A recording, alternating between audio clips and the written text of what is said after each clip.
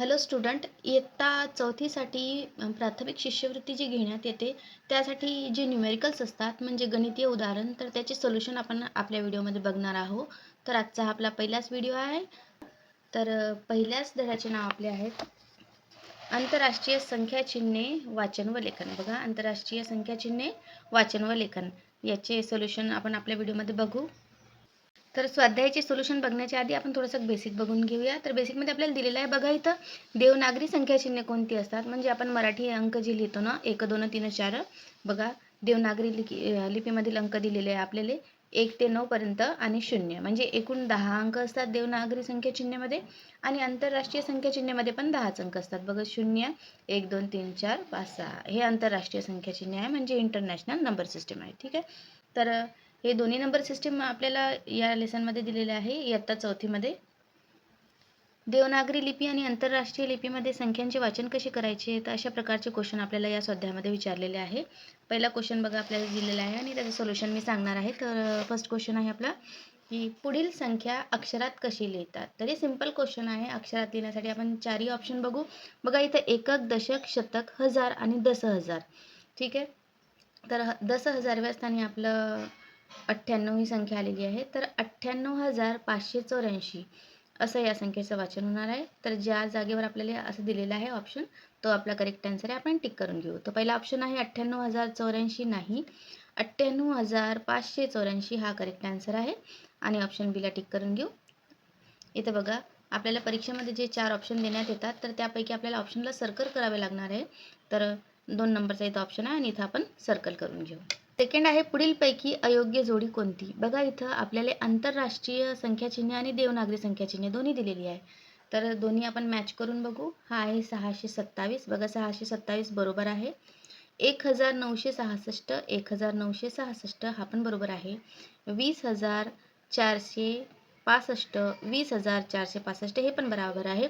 27,985 आणि हा आहे 27,185. तर इथं बघा 100 दिलेला आहे, इथं 900 दिलेला आहे म्हणजे ऑप्शन नंबर 4 हा चुकीचा आन्सर आहे. ही चुकीची जोडी आहे.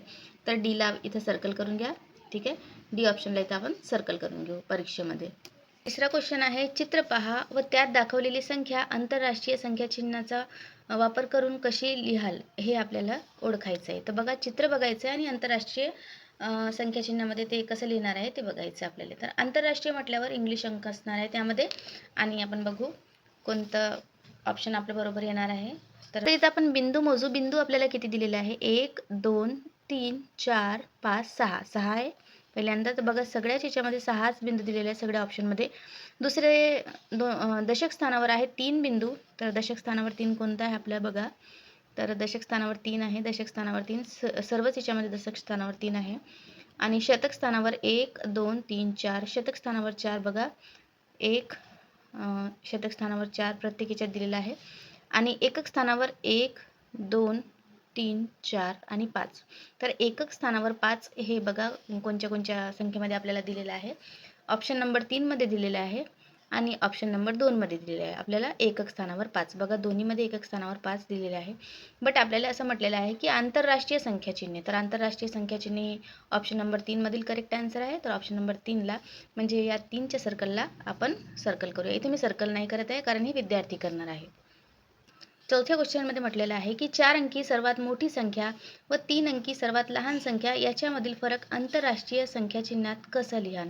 तर 4 अंकी सर्वात मोठी संख्या आणि 3 अंकी सर्वात लहान संख्या आधी मी लिहून घेणार आहे आणि त्यामधील फरक काढणार आहे. मी 4 अंकी सर्वात मोठी संख्या लिहून घेतलेली आहे. तर 1 अंकी सर्वात मोठी संख्या असते 9 आणि 4 अंकी सर्वात मोठी संख्या असणार आहे 9999 म्हणजे 9999. आणि पुढे म्हटलेलं आहे आपल्याला की 3 अंकी सर्वात लहान संख्या. तर 3 अंकी सर्वात लहान संख्या आपली असते 0 0. पण जर चारही संख्या 0 घेतली तर याच्यातील फरक काहीच नाही येणार आहे. तर आपल्याला 1 घ्यावं लागेल.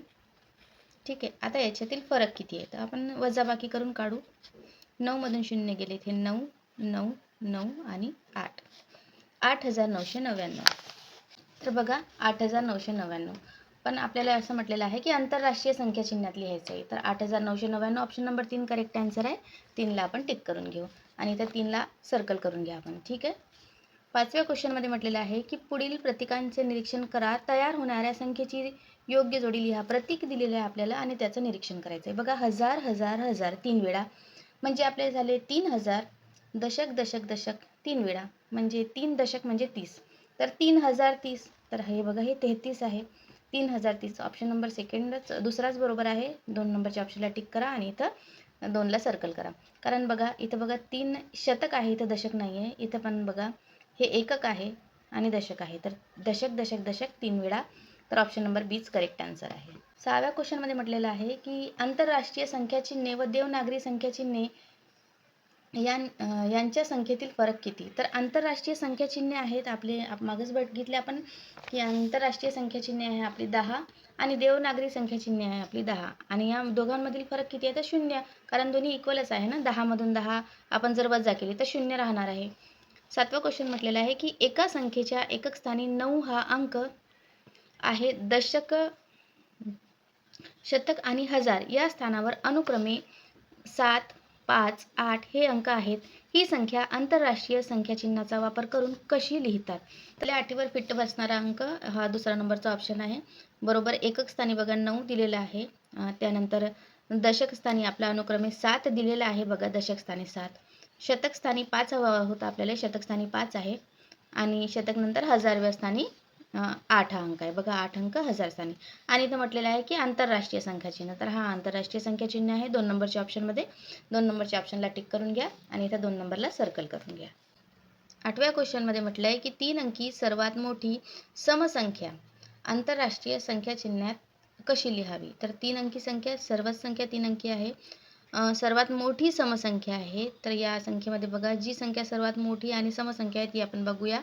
तर सर्वात मोठी संख्या 3 अंकी आहे 999 म्हणजे 999. त्यापेक्षा आपण थोडं एक अंक मागे घेऊ म्हणजे 998 ही संख्या आहे. बघा, 998 या पण समसंख्या आहे, पण सर्वात मोठी आपल्याला म्हटलेलं आहे. तर ऑप्शन नंबर 4 हा करेक्ट आन्सर आहे. इथं 4ला सर्कल करा आणि इथं 4ला टिक करा. ठीक आहे. तर 3 अंकी संख्या आहे 998 या सर्व संख्यांपेक्षा मोठी आणि समसंख्या आहे आणि आंतरराष्ट्रीय संख्या चिन्हामध्ये पण दिलेली आहे. 9व्या क्वेश्चनमध्ये म्हटलेलं आहे 3227 4503 बराबर किती? तर बघा, ऑप्शनमध्ये आपल्याला सर्व आंतरराष्ट्रीय नंबर सिस्टीममध्ये दिलेलं आहे. इथं आपण बेरीज करूया साईडला लिहून आणि बेरीज केल्यानंतर जे आपला ऑप्शन येणार आहे ते आपण टिक करू. संख्या बघा मी लिहून घेतली 3277 आणि 4503 यांची बेरीज करू. 7 आणि 3 10 अशी 0 हातचाला 1, 7 आणि 1 8, 5 आणि 2 7, 3 आणि 4 7. तर 7780 ही आपली बेरीज आली. तर जे ऑप्शन असेल आपण ते टिक करूया. ठीक आहे. 7780 ऑप्शन नंबर 1च करेक्ट आन्सर आहे आणि 1ला आपण टिक करून घेऊया. ठीक आहे. तर पहिला ऑप्शन बरोबर आहे ना, पहिला ऑप्शनला सर्कल करून घ्या. 10व्या क्वेश्चनमध्ये आपल्याला म्हटलेलं आहे की 7500 ही संख्या आंतरराष्ट्रीय संख्या चिन्हात कशी लिहावी? तर सर्व संख्या आंतरराष्ट्रीय संख्या चिन्हात आहे. 7500 म्हणजे 7000 आणि 500. 1000मध्ये बघा, आपण 1000चा अर्धा होतो 500. तर 7500 म्हणजे 7000 आणि 500. तर ऑप्शन नंबर 2 बरोबर आहे. 7500 7500. ऑप्शन नंबर 2ला इथं टिक करा आणि इथं 2ला सर्कल करा. गटात न बसणारी संख्या कोणती आहे? आपल्याला दिलेली आहे इथं गटात न बसणारी संख्या आणि आपण फाइंड आउट करू. तर इथं 3521, 6789, 5634, 8200. ठीक आहे. तर गटात न बसणारी संख्या आपण बघूया. इथे बघा 3521, 6789 या सर्व आणि 8200 या सर्व संख्या आंतरराष्ट्रीय संख्या चिन्हात दिलेली आहे आपल्याला. फक्त ही एकमात्र संख्या आहे जी देवनागरी लिपीमध्ये आपल्याला दिलेली आहे. तर ही संख्या आपल्या गटात न बसणारी संख्या आहे. आणि बघा 5634 म्हणजे ऑप्शन नंबर 3ला आपण टिक करून घेऊ. ही संख्या गटात न बसणारी संख्या आहे आणि इथं 3ला सर्कल करून घेऊ. 12वा क्वेश्चन आहे 21826 ही संख्या देवनागरी संख्या चिन्हात कशी लिहितात? तर 21826 बघा, पहिलाच ऑप्शन आपल्याला दिलेला आहे 21826.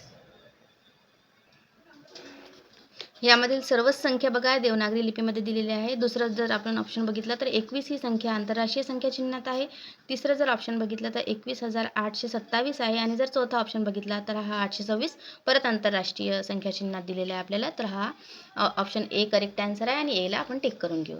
13व्या क्वेश्चनमध्ये म्हटलेलं आहे की 79654 या संख्येतील शतक स्थानचा अंक आंतरराष्ट्रीय संख्या चिन्हात कसा लिहावा? तर एकक, दशक आणि शतक स्थानचा अंक आहे 6.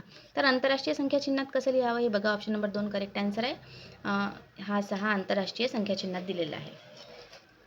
14व्या क्वेश्चनमध्ये पुढीलपैकी कोणत्या जोडीतील संख्या व तिचे वाचन योग्य नाही? तर आपण बघूया सर्व संख्यांचे वाचन कोणते योग्य आहे आणि कोणते योग्य नाही आहे. ठीक आहे.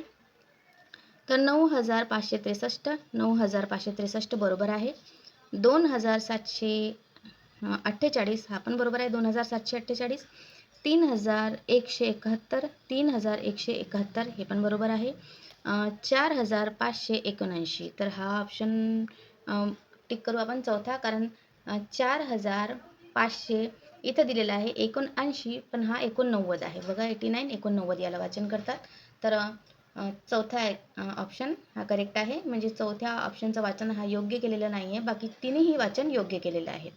15वा क्वेश्चन आहे आंतरराष्ट्रीय संख्या चिन्हे व देवनागरी संख्या चिन्हे यांच्या संख्येची बेरीज किती? तर आंतरराष्ट्रीय संख्या चिन्हे आहेत 10, म्हणजे 1 ते 9 पर्यंत आणि 0, आणि देवनागरी संख्या चिन्हे पण आहेत 10. तर या दोघांची जर आपण बेरीज बघितली तर 10 आणि 10 20. तर ऑप्शन नंबर 2 बरोबर आहे. आणि इथं बीला टिक करून घेऊ आपण बघा. 2ला टिक करून इथं 2चा जे ऑप्शन आहे त्याला सर्कल करून घेऊ. आंतरराष्ट्रीय संख्या चिन्हे वाचन व लेखन हा धडा आज आपण कंप्लीट केलेला आहे. पुढच्या व्हिडिओमध्ये आपण पुढचा धडा कंप्लीट करूया. तर व्हिडिओ तुम्हाला कसं वाटलं हे कमेंट बॉक्समध्ये नक्की लिहा, आणि व्हिडिओ आवडला असेल तर लाईक, शेअर आणि सबस्क्राईब करा. धन्यवाद.